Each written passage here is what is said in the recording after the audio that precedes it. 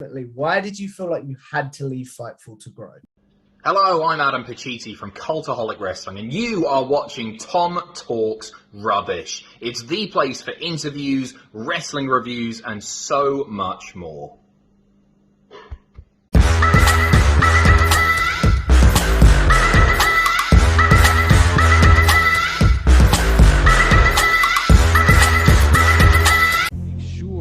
You subscribe to Tom Talks Rubbish. I highly recommend you subscribe here first. What's going on, guys? It's your boy, Tom Talks Rubbish, and today I'm back with another interview.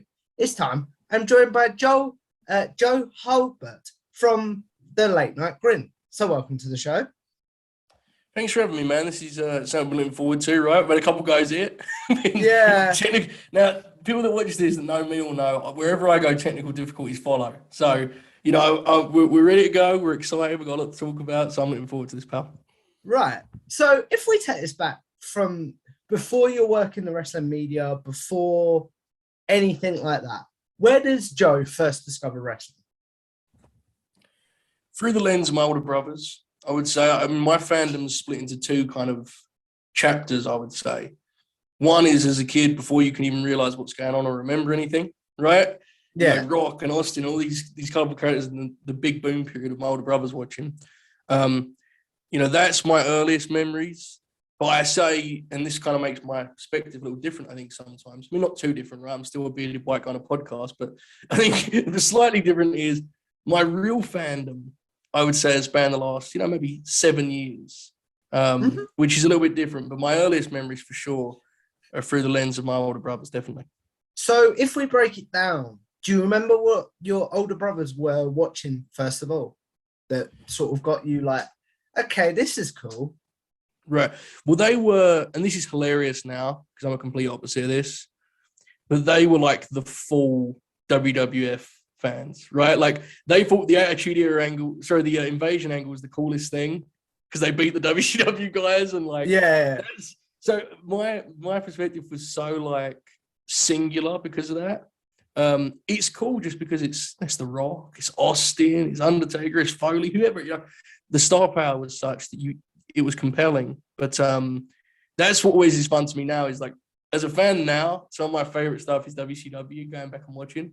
So the idea that my initial introduction to WCW was, those losers that WWF beat up. It's weird how things work out, Yeah, very weird. So if we're sort of going into 2000 sort of thing, what was your consumption like at this time? Was it literally anything your brothers were watching? Yeah, I would say so. And there's obviously some ups and downs throughout that. I know that a big thing for me was when I really got into MMA, my pro wrestling fandom. I think this is very natural too. My pro wrestling fandom dipped because you have that instinctual response of like, oh, this is the real stuff, Yeah. And looking back now, it's like that's the dumbest thing ever because the greatest thing about wrestling is that it is phony. That's why we love it. And you should be able to separate it into two camps. Absolutely, you should, right? When you're a kid, it's like, oh, I've gone past that fake fight and stuff. So that definitely is something. But yeah, very kind of up and down, I would say, is the best way to explain my consumption there through the kind of middle in between those two chapters, if that makes sense. Okay. What is something that you wished, maybe from the era where you were watching through the lens of your brothers, or something you missed during your gap that you were like, oh, I wish I experienced this as a fan, like as a fully fledged fan? That's a great question. I would say one of my favorite eras of wrestling now is the mid-2000s kind of Ring of Honor golden age. Yeah. And because of my brother's fandom, I mean, that was the furthest thing from my eyesight. I was never going to watch that stuff. I didn't know what that was. Yeah. I would love to be able to experience this stuff in real time. Like watching that, I can watch those classics over and over again. That's some of my favorite wrestling ever. To me, that's like a sweet spot between the classics yesteryear and the modern style we see now.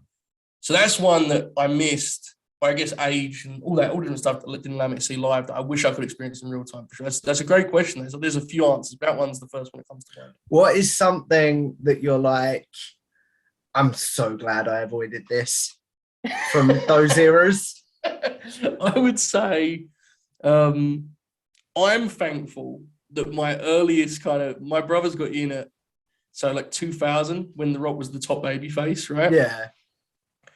I'm glad it was that and my age allowed for that rather than like 1998, because that stuff, I think that stuff's aged badly and I roll my eyes at it now. And if I saw that stuff as a kid, I don't know, man, I might not be doing this with you right now, you know? So Yeah. I'm glad I saw like Good Attitude Era, I guess is my read on it. Yeah, I get you. So, and then you were sort of out of it for the mid 2000s. When does Joe discover his own fandom? I would say the biggest thing, getting the network around 2015 time and using the archives to kind of realize what this stuff can be, you know? Yeah. Watching all the WCW stuff, watching some of the territory stuff, you know, Jim Crockett Promotions, that stuff was eye-opening. And kind of getting an idea of like how much of a stylistic range there can be in wrestling television. I love the topic of wrestling television, like how a promotion formats their TV fascinates me. So that was really interesting. And then to accompany that on the network, you had NXT, which had a lot of old school elements to it. You know, like Triple H he's a big Southern wrestling guy. You look at his stuff, there's a lot of Crockett, there's a lot of WCW. So those two kind of married. And then when I started seeing some New Japan, but I would say the network, ain't that like, it's easy to forget now how big a deal that was when it first came out, right? Oh, definitely. Mm-hmm. How did you discover that the network was a thing if you weren't really watching at this time? I think definitely my pal at college, Akash Sharma, who will probably see this, so I have to say his name so he doesn't message me and say he didn't name me. So I was like, Akash Sharma. Fair enough. There you go. He's a big part of it. But, you know, when it's WrestleMania season, you know, my brother and I would talk about it, and you kind of find yourself. I think that happens every year, right? You'll see people tweet, I haven't watched in 4 years, but what's going on at WrestleMania? Like, yeah, I think that's part of it for sure. But the thing is, my personality is I'm very much, if I'm going to watch something, I'm going to watch it, you know? I mean, I got into the NBA, and like by 6 months in, I was watching every game at like 3 a.m. That's just wow. It's all or nothing, it seems like. Yeah, and that's a bad thing in a lot of cases. But with what I do now, it's like, of course I would get the network and immediately go straight to WCW, you know? Yeah. Of course I would. That's my personality. It just is what it is. You talked about like what you do now. So when did you first start working the wrestling media and how did that come about? So in the summer of 2016, I started doing some MMA and boxing articles. And just, you know, as a kind of blog level, posting my own thing and just for fun experience and all that stuff. And then around that time, I think Fightful started around the same time I started, summer of 2016. And Sean Rossap had a thread which was basically explaining, it was kind of this idea, and I do completely co-sign this, especially looking back. The idea that you can't wait for someone to come and get you, you got to go and get it, if that makes sense. Yeah, totally. Right? So I sent him a DM with some links. I didn't get any response, so I assumed he thought I sucked and went on with my life. Then I would say 3-4 months later, he did another thread. So I sent another DM and he said, I'm sorry, I missed the first one. I love this. You know, this is great stuff. It was some boxing MMA articles and obviously Fightful cover both of those. They still do to this day.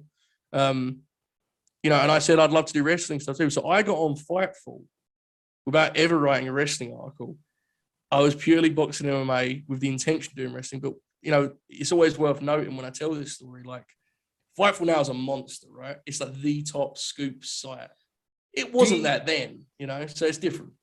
Do you think, and this is completely going off topic, but I'm really curious to know what you think. Do you think Fightful has surpassed the Wrestling Observer? I think they're really different. As a scoop site, I think yes. I think I'd say pretty sizably. What I will say is, and this is not Sean does a great job as an analyst and a reviewer, so I'm not, but I think Dave still carries the most weight as a critic. Does that make sense? Like, I think his ratings, I still see them cause so much debate every single week. Yeah, I get what you mean. It's almost like he has the name value almost. Yeah. Yeah. I think if you and I are sitting here now, if news broke right now, I think we both expect it. I think we both expect it to be from Sean, right? If news broke right now. So I think as the news guy, he's, clearly number one. And he's one of the top critics and analysts. I just think Dave's he's watched so much stuff, man. And I've never spoke to Dave, so I respect the guy. I don't know him, but I'd say they're kind of in different worlds more at this point, which is kind of weird to think about, but I think it's true. What can Fightful do in your eyes to maybe, what can they do to surpass the Wrestling Observer, or do you think it's better that they are sort of two different worlds? I think it's the case of time, like a lot of Observer subscribers have listened to Dave their whole life. It sounds weird, but like you have to kind of, it's like if you talk about WWE and AEW, right? Yeah. It takes time. You have to build that kind of credibility in people's brains. So I think they'll get there with time. I don't watch a lot of the review stuff because I just think it clouds my own judgment. But I think with more and more time, Sean's kind of reputation grows each week with each story. I think they'll get there. I mean, they've got a hell of a team there. And so, yeah, I assume they'll get there eventually. It's just a matter of time. So going back to your journey with Fightful, what were you doing at this time? Was it strictly boxing? You were doing strictly boxing and MMA, correct? So what were you having to do at this point? So I was the only, and I mean, there was a couple folks that stopped through. Molly Bell did a fabulous job when she came through, but at this time I was the only one, I think, that was doing features. And so basically how it would work would be, I would look at the calendar. If there was a big fight coming up on Saturday, I would pick one of the fighters and write their story at that point. And then that quickly became the case for wrestling. So the first wrestling up I did was the January takeover in 2017. I think Bobby Roode was he was challenging for the Phoenix? Maybe. I get bad with that. My memory's not great, so that was plucking something out of my butt. Do you know what I mean? Yeah, you're probably closer to than I would be. So Bobby Roode was the first one. So I would treat wrestling the same as MMA and boxing. I would just pick one name and write their story, whether it was recent, whether it was on screen, off screen, their career to that point. And that was kind of I'd probably do on average one a week. It was I was pretty prolific on that front. I mean, now I do if I do 3 features in 6 months, I'm happy, So back then it was different. I was going crazy with it. So yeah. So, and then how does, 2 questions, and they're sort of like 2 different things. So we will break them down if that's okay. Absolutely. How you talked about approaching like MMA and boxing and wrestling all the same way. Do you think that's a good way of writing articles on it, or do you think because wrestling has that showman element that you should approach it differently? I think you can do it in a similar way, but you have to be open-minded not to, right? So some wrestlers' stories are more interesting if you write about the performer rather than the character they play. Yeah. So, if you take, perfect example, okay? So CM Punk. CM Punk, if you was to write a feature on him tomorrow, what's most compelling about him is the story behind and the guy himself, right? The guy who left for 7 years and has come back. But if you write about maybe Sami Zayn, well, his character's pretty interesting, like the actual on screen. So I think if you talk about the person, you can do a lot of similar things you would do in boxing MMA. If you talk about the character, you have to be more open to exploring the kind of the writing itself, the acting, all that stuff, which is not my strong suit. I mean, I've done it a few times, but I'm generally not great at that. Some people are fabulous at it, but it's an interesting question. I think it depends on your skill set and your approach, Yeah, definitely. So, and then were you just the full-time, did you ever switch over to just full-time wrestling with Fightful, or was it always a little bit of sprinkled all 3?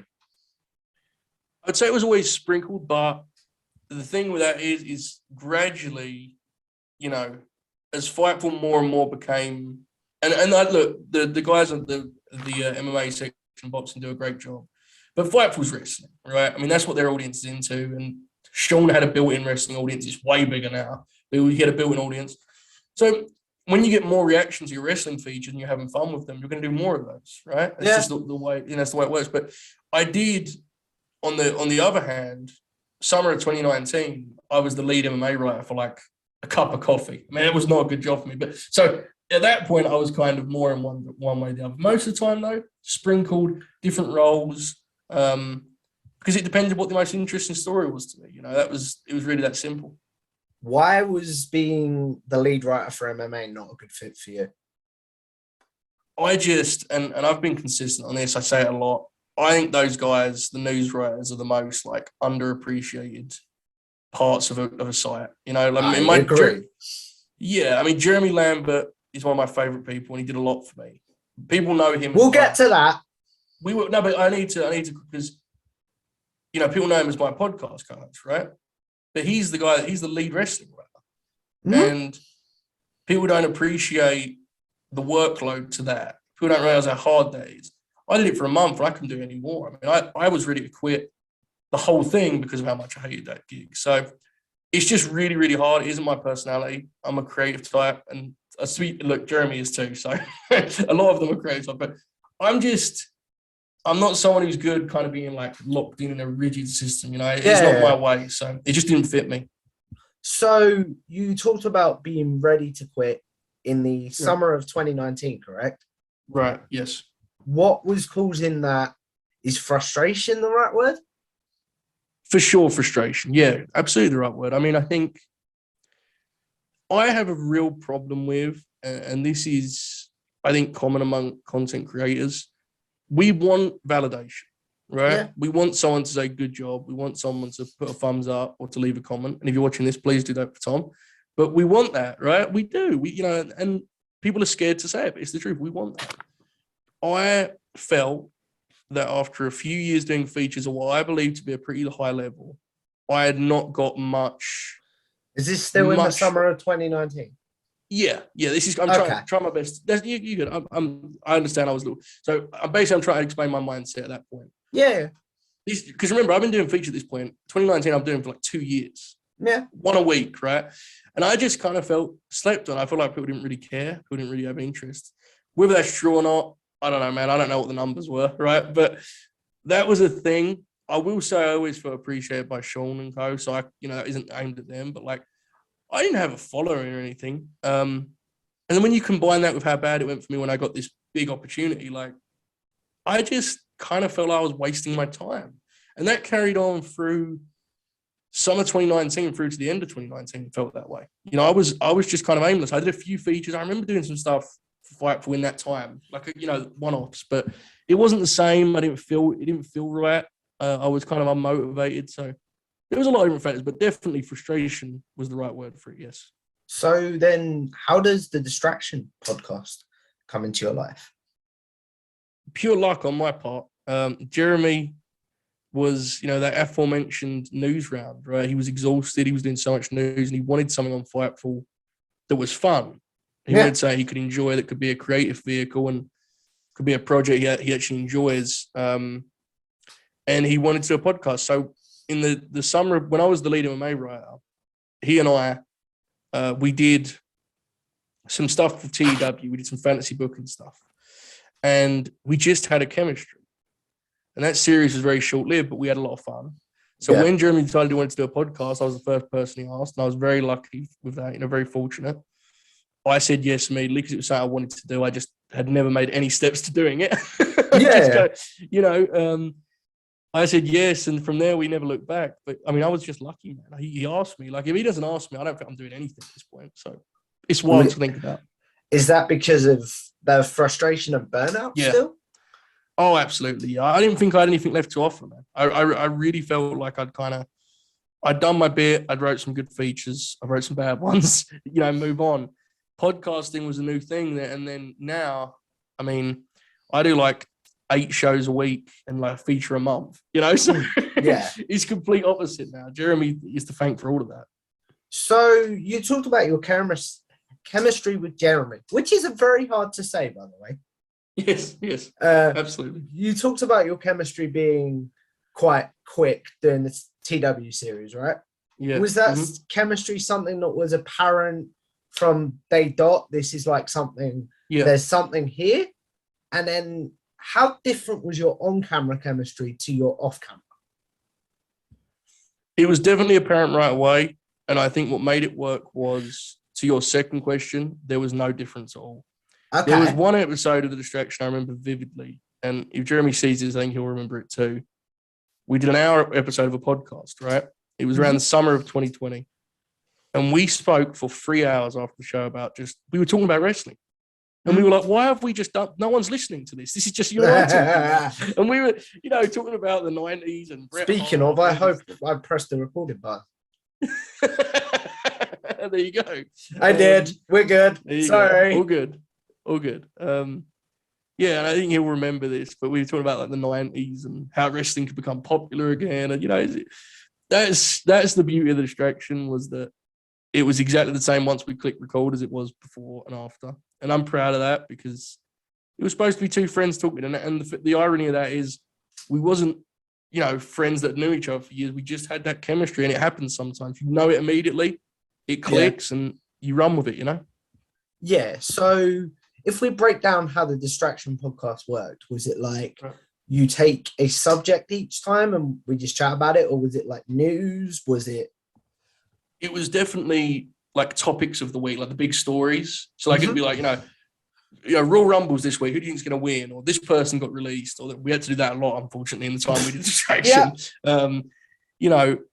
The schedule was really interesting, because Jeremy's initial plan, and this is hilarious to look back on, but it's the truth. Jeremy's initial plan was we would do 45 minutes a week. Yeah, that didn't work out very well. No, that 45 minutes turned into an hour and a half. And then when COVID and pandemic and everyone was stuck inside, it turned into a daily podcast. Suddenly we're doing an hour a day, 45 minutes a week to an hour a day. And, we that changed the format. But ultimately, we were talking about the hot topics of wrestling. We would do a couple old school things. We did some film reviews. But generally, if I was to describe what it was about what are the stories right now, let's talk about them. That simple, If I was to ask you who was sort of the lead, so sort of the JR, and who was sort of the Jerry the King Lawler, so like the color commentator and the humor. Yeah. Oh, Jeremy was absolutely JR. I'm not too happy about being Jerry Lawler, but I have to be for this. I couldn't think of someone. I couldn't let that pass. Nigel McGuinness. There you go. That's much better. Thank you. Jeremy was the host for sure. When I started the Distraction, I couldn't have led the show. Now I have to do it with Late Night Grin, but I was barely good enough to give an answer to Jeremy's question. So Jeremy was absolutely Jim Ross, and he carried me. I was, and I was, as you said, I was Nigel, right? That was the name. Yes, Nigel. We didn't say any other names. We said Nigel. No, we didn't.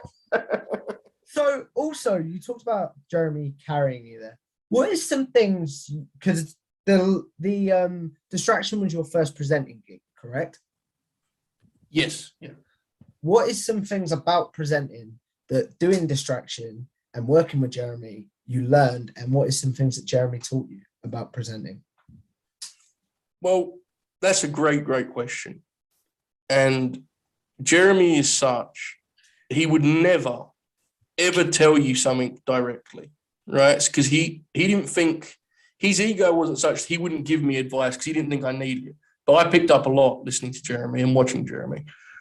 The biggest thing I'll say is Jeremy had an amazing ability to talk about stuff that was sensitive, that was nuanced, and he would tackle it in a way that was so different to what you usually see on wrestling podcasts, Yeah. And there were a couple of things that happened in the time we did the Distraction, the major social topics and major wrestling topics that are bigger than good match, bad match. And me and him and I, we decided that we were going to talk about those things because we shouldn't be a distraction from important matters. And I think the biggest thing I learned from Jeremy that I hope to kind of carry forever is he was just remarkably good at guiding those conversations. And I really try my best to channel him when we do it on the Late Night Grim, because that stuff's important. You can't ignore the real stories when they happen. We can have fun with wrestling. Sometimes real stuff happens involving real people, and you have to do it best you can. Jeremy was marvelous at that. So that's the biggest thing I learned from him. What is some things like you saw in his presenting style that you maybe didn't want to emulate because you wanted to be different?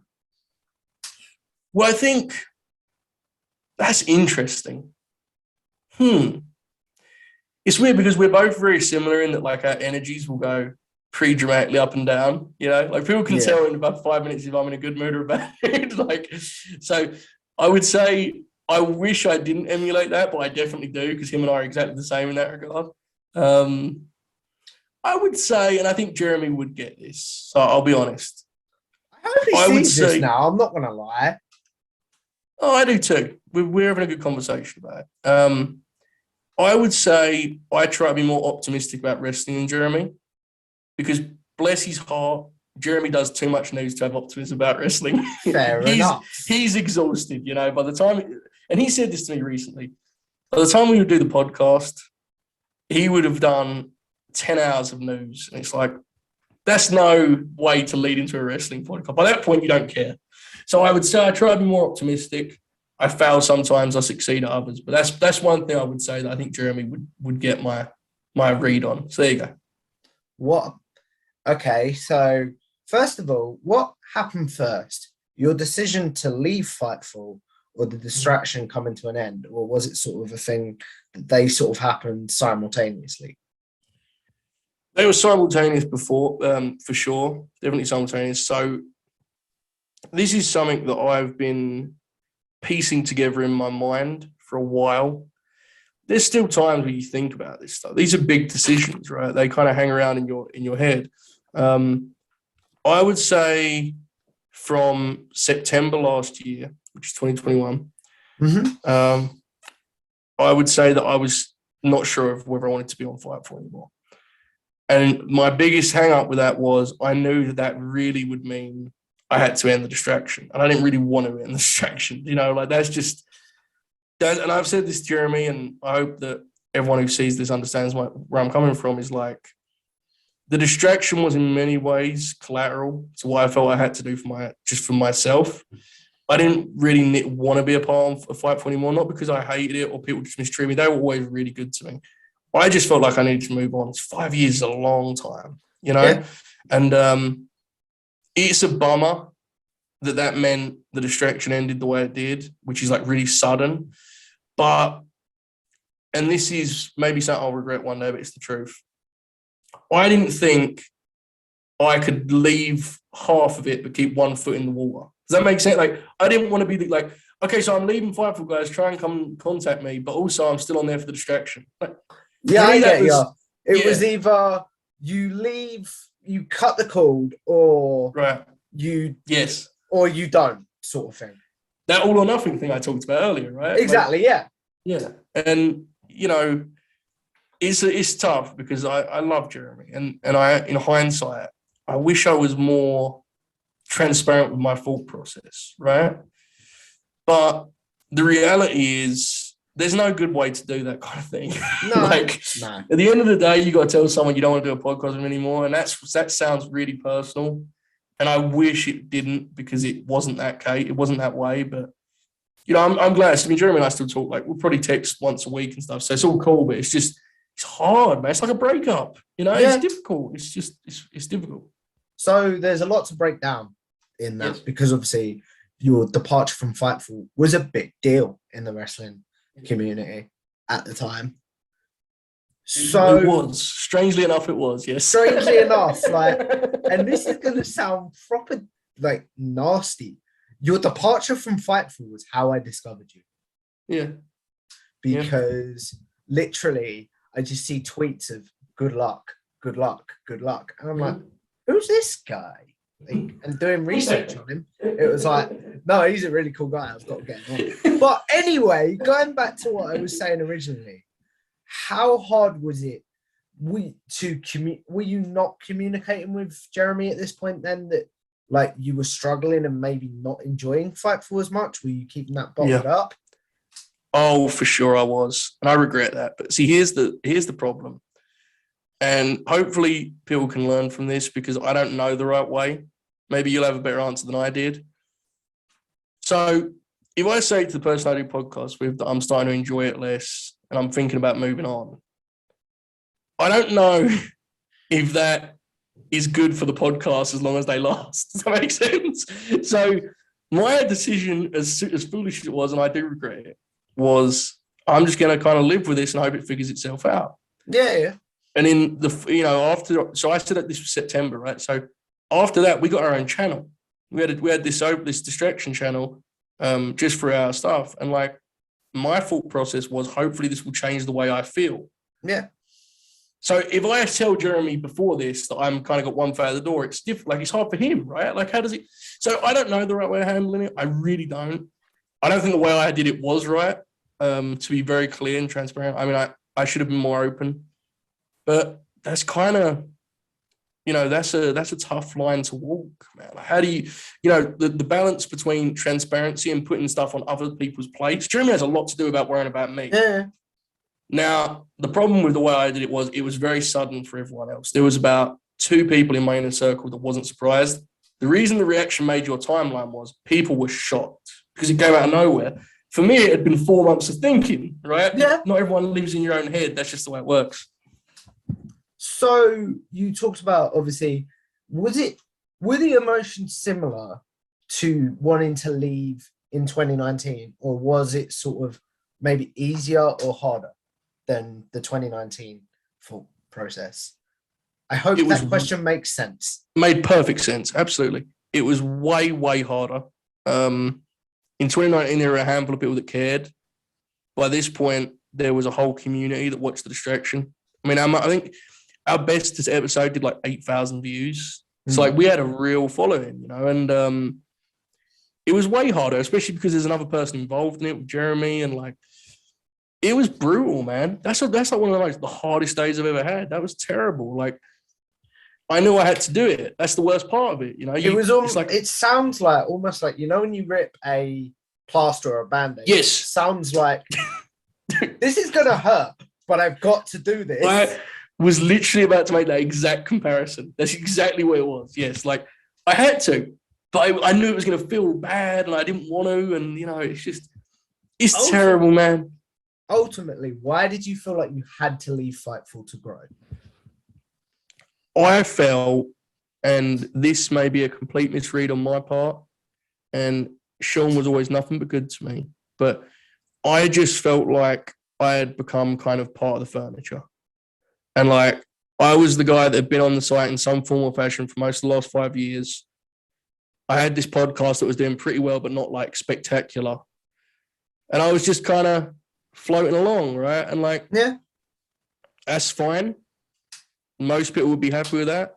For whatever reason, I wasn't. I felt that I had to bet on myself. And here's the thing with that, man, is if those thoughts are in your mind, you don't want to just, live with regret on that front. You got to gamble, right? You have to. Yeah. So I think a lot of it is my own doing, in thinking I could do more.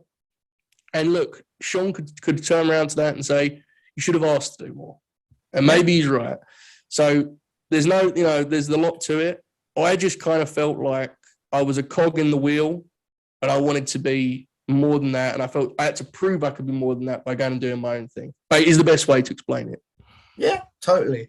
So, but we keep harping on your departure, but I think it's so interesting because people can learn from it. Like, absolutely, yeah. We could go back and like we had a DeLorean or something, and you could go back and handle your departure differently. What would you do differently?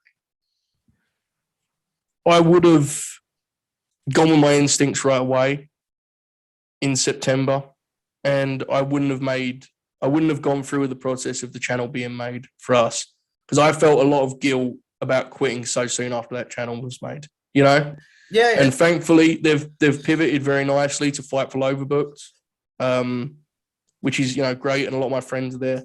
So it was good in the end what came of it, but I felt guilt on that front. So honestly, what I would do differently is I would have acted quicker rather than letting it fester, because that didn't do anyone any good. There was just months of kind of flat shows because I was out one foot out the door and I didn't tell anyone.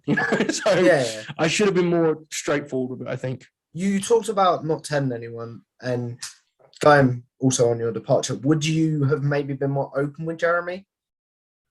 Oh, for sure. Yeah, I mean, the thing with that is if I'd have done it, like if I'd have moved right away, I could have been open and said, I'm done. But because I didn't make the decision to end it, if I was open, it would have just been like, so I think I don't want to do this podcast anymore, but anyway, let's keep doing it for the next 3 months, right? So I couldn't do that. In hindsight, I would have been open. I would have ended it then and there. We had a great, great run. I'm thankful for it. I mean, my whole audience comes from the distraction, which is not lost on me. And without Jeremy, I wouldn't have done any podcasting. So nothing but love. But I should have been more transparent. I should have been honest with myself. I knew it was done. You know, I knew I was done. Not it. I was done. So that's the best way I can probably revisit it. Just shave a few months off of the process, you know? Yeah. Did you have a plan when you decided to leave Fightful? I had the late night grin, right? That's all I had. I had the late night grin, which was a Patreon. At that point, we had like 180 patrons. Was this something you were doing? Not in conjunction, because obviously it wasn't a project for Fightful, but whilst you were working. I will explain that whole story because that's so, you're right to bring that up. Let me explain that. So we made a service called Distraction. What was it called? Distraction Plus, or we did something that was for fans of the Distraction, the Patreon service. Okay, and it was Jeremy and I doing extra stuff. Jeremy's schedule didn't allow him to do a lot. That's just the way it worked out. And so I was doing stuff with Robert O'Neill, who's one of my closest friends. And eventually we had this show that formed over there on the Distraction Patreon called The Late Night Grin. Myself, Matt, Devon, and Bob. So this show's going along and it's getting popular. And it led to a massive increase. I mean, we grew like 100 patrons in a month because of that show. It was crazy. Then when we got the Distraction channel on YouTube, Jeremy stepped away from the Patreon and we rebranded officially to the Late Night Grin. Yeah. So I kind of had a safety net under me. But the thing is, we didn't have a YouTube channel that was like really happening because, with Patreon, it's all unlisted videos. Yeah. So to the general public, it's just an empty channel just sitting there of like, here it is, guys. So I had something waiting for me. I had a plan of I'm going to bet on myself and swing for the fences on the Late Night Grin. But that ain't, that's not really the most well formulated plan. It's worked kind of, but it was, I guess what I'm saying is I think some people thought I had like a position waiting for me at some other site. God, no, no one knew what was going to happen. So I just kind of jumped off and see where I landed. So that was it. Where does Jayshul come into it then for Free Agent Fridays? How did you guys meet? How did you get connected, etc.? So what happened with Jay Show was we did a show on the Distraction channel. I want to say her. She's watching this, by the way, because she's a very nice person. Oh, she's the greatest. It was the Distraction channel. We did a show, myself, Jeremy, and Jay Shell. I think I did her show with Jeremy too. And we had a natural kind of on-screen dynamic that was really fun. And I always like different voices in wrestling media. That's something that I really find to be fun to talk to. Until recently, I haven't had any saying like shining a light on those voices really, but I think that's something that I just always find fun. There was one bit in particular we did on the Distraction channel, Jay Shell and I, where I got bored of us talking about AEW. And so I asked Jay Shell to list the like top 5 best looking guys in the promotion. And Jay Shell found this. I've seen that. I don't know how, but I have. I think Jay Shell's tweeted the clip, but the chat hated it, which is the funniest part. So I kept going with it. It was great. So we had fun. And then when I left, I was doing the Late Night Grin, and Jay Shell, wanted to do something, and we were kind of talking it through because she just made a move in her own career. And we did a show called The Free Agents. And what that show was, we looked at the whole list of free agents and we kind of guessed where they're going to go. By this point, most of these people have been signed, right? But we talked it through, and this is not an exaggeration. I got 10 messages in the next 5 hours where people were just like, you need to have Jay Shell back on. I mean, I agreed, but I didn't really see a place. I didn't know how we would do that because I kind of feel like she should be doing bigger things than the Late Night Grin. To be totally honest, I get what you mean. Yeah. I think you should be doing bigger things than my channel, my friend. Look, man, you've had way bigger names than me, so you've had way bigger names than me, so there's nothing wrong with that. So basically, I wasn't going to ask Jay Shell because I didn't have a lot to offer her, right? There's not a lot of exposure, there's not a lot of money, but it is what it is. But Jay Shell asked me, she said she had so much fun with the free agent, she wanted to be a part of it.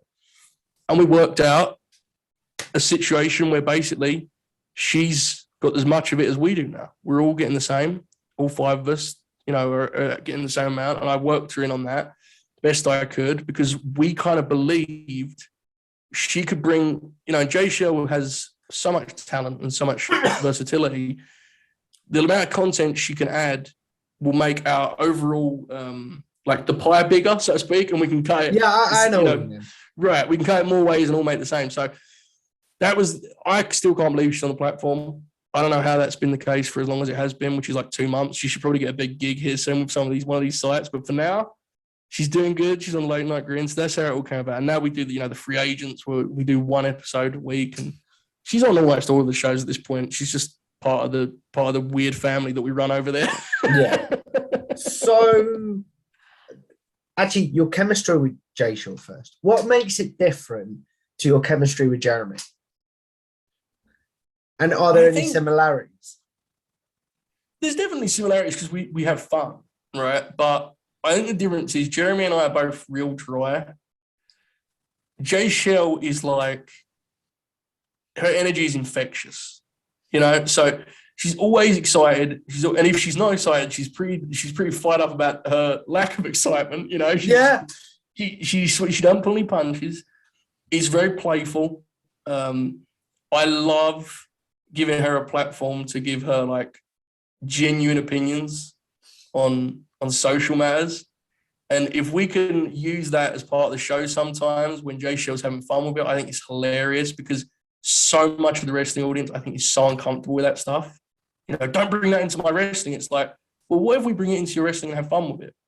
I think we can do that sometimes. And Jay Shell is she's so quick that it's easy to. So I think anyone would have chemistry with both Jeremy and Jay Shell, but I would say the similarities are that we have fun. The differences are that just energy-wise, Jay Shell is on a different level to Jeremy and I. She's always ready to go, Talking of energy, because a lot of your content is live streamed, what is something that you have to do to get prepared to be on camera, basically? See, that is a great question for a professional. For me, though, it's very difficult because I do nothing. Fair enough. It's a great question. I probably should do something. Maybe that explains that, but and this is something that I recommend to anyone who wants to. If anyone who wants to be honest about where they're at, and this doesn't suit everyone, but it suited me, so I recommend it. I am very honest about where I'm at mentally on day to day. My audience knows me, okay? So there are times where I'll just lead and say, guys, I'm tired, I'm frustrated, we're going to do a show here, I'm sorry, but it isn't too fun. And there are other times where I'm laughing at every turn, so for me, it's a case of just like, I'll set the stage for the audience right away. I'll tell them how I'm feeling and we'll get into the wrestling talk for the day, So before I go on the air, man, I just sit down and hit live and we figure it out, Do you think because you're so honest with your audience, that maybe builds a stronger and bigger connection sometimes? Oh, I absolutely do. Yeah. And that may sound egotistical, but I'll be completely sincere in saying I sometimes see like some of our patronage numbers, and some of the money that people pay for our content it blows my mind, and it means an awful lot to us. And we talk about on the show a lot of like, we don't have a big audience, but we have a loyal audience, and we'll have, we'll do 300 views for a Crockett Cup review that no one's watched. I literally, this is an incredible moment where I had like 40 people watching live, 50 watching live, and I asked the chat, I go, who in here watched the Crockett Cup? One person in the chat had watched it, and they were sitting there watching my review of it. So it's a devoted audience. I love them for that, and I think it's part of it's because they feel like they know me, and I try my best to be honest with them. I try to talk to everyone. A lot of them DM me or tweet me or whatever. I try and get in touch with them because without them, man, we're nothing. And that sounds like a cliche, but it's the truth. When I was doing features, I always promised myself, if I ever get a real audience, I'm not going to waste it. I'm going to try and make real connections. I do that. That's one thing I can say I do my best with. So, yeah. Okay. So as we wrap this up, because I do want to be respectful of your time and the YouTube algorithm, I'm going to be completely honest. We're going to go into a segment that I call generic questions, which is where I ask you your favorite match, favorite pay-per-view, favorite superstar, etc., etc. These are questions that I'm sure you get asked on Twitter on a daily basis and stuff. but now you'll have a place to be like, look, I've answered this, go check this out. So let's start off with your favorite match of all time. Favorite match? Now, I have to ask you, does everyone have a quick answer for this? Am I going to be the first person that's like, unsure? Because I think this is hard. What do you think about it? Like, okay. Some people have an answer that will just go, yep. And then others are like, can I pick this one? But I like this. Do you know what I mean? So here's where I'll go. Here's where I'll trump. So I would say Tanahashi Okada, Wrestle Kingdom 10. That's one I've got to lock in. I'm going to give you a little selection here, okay? Usos New Day, Hell in a Cell. Ooh. Love that match. Why does that match speak to you? Because that is an underrated match, in my opinion. I just think that, and this is my genuine read on it, and people can disagree. I think they're the two greatest teams in WWE history, and that's their magnum opus. That's their highest peak. As a fan, seeing them get into that cell was a big win for them, because tag team wrestling in WWE, as you know, is it's thrown away a lot of times. So exactly right. So that's one, and this is a recent one when we're recording this, but I have to say, because I've watched it 8 times already. Briscoe's FTR. That thing is. I've not seen it yet. You gotta see it, man. It's incredible. Incredible. When payday comes around, I'm ordering the pay-per-view because I've heard so many. It's amazing. Yeah.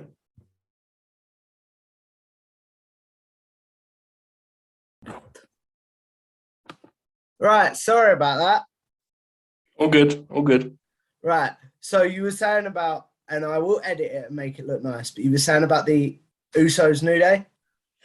Yeah, just as a fan of both teams, two of the teams I consider to be the greatest in WWE history, I think seeing them earn the cell match was a big deal, because that stipulation very rarely goes to tag team wrestling. They don't care about tag team wrestling, so that's absolutely one of my favorite matches for sure.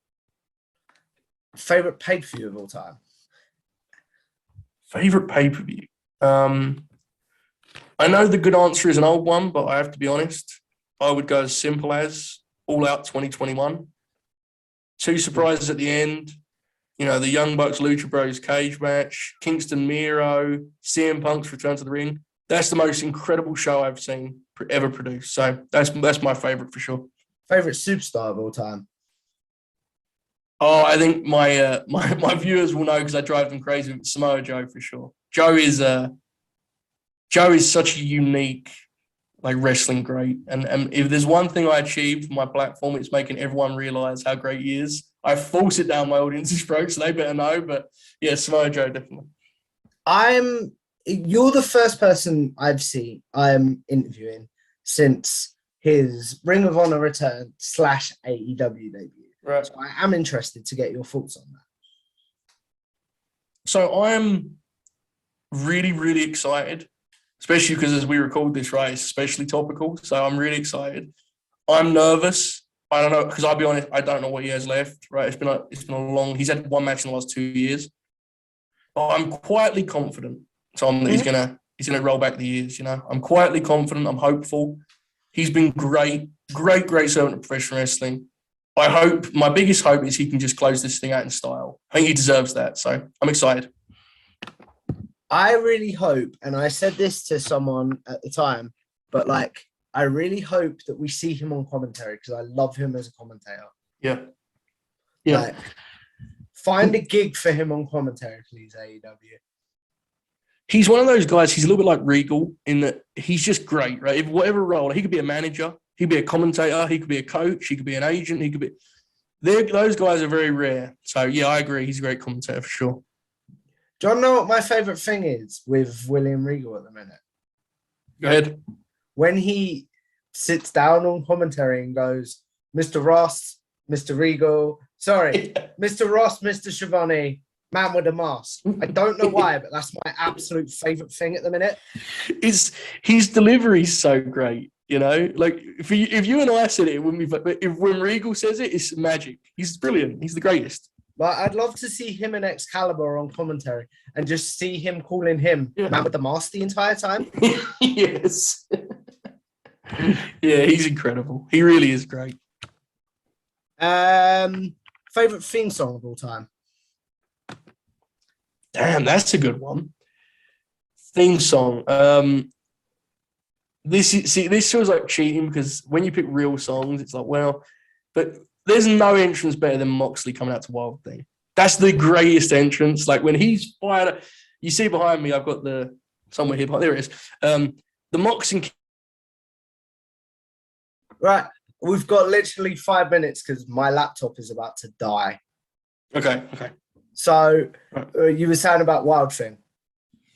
Yeah, Moxley and Kingston come out together at Double or Nothing. It's one of my favourite wrestling memories. Wild Thing's for sure the best entrance to me.